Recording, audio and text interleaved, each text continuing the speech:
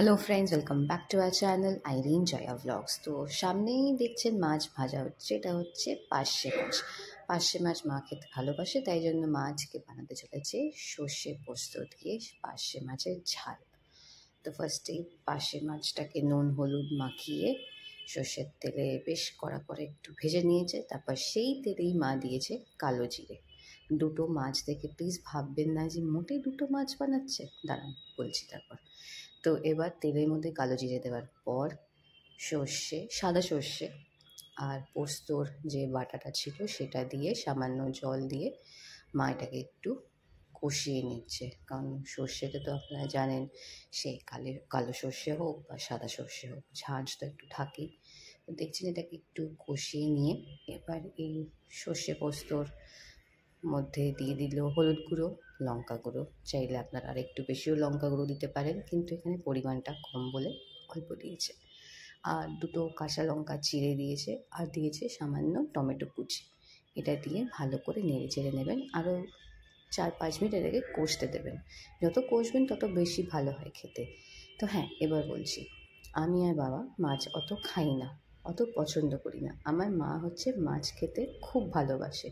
তো তাই জন্য মা এখানে 2 পিস নিয়ে নিজের জন্য বানাচ্ছে। কারণ আমরা খাই না বলে নিজের ইচ্ছেটা পূরণ করবে না, তার তো কোনো মানে নেই, অবশ্যই খাবে।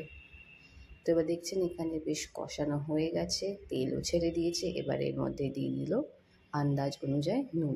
নুন দিয়ে এটাকে আবার কিছুক্ষণ নাড়িয়ে চাড়িয়ে নিয়ে এবার এটার মধ্যে দেবে মা জল।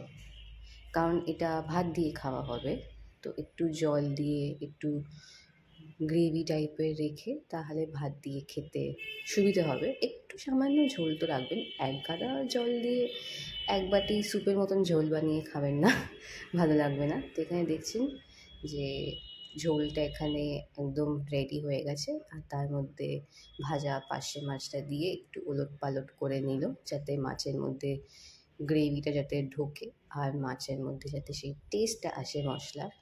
তো ব্যাস রেডি। এবার দিয়ে দেওয়া হচ্ছে সামান্য ধনেপাতা। আমার মার তো একদম লাঞ্চের মেনু একদম শর্ট হয়ে গেছিলো এই পার্শে মাছের সর্ষে পোস্ত ঝাল দিয়ে।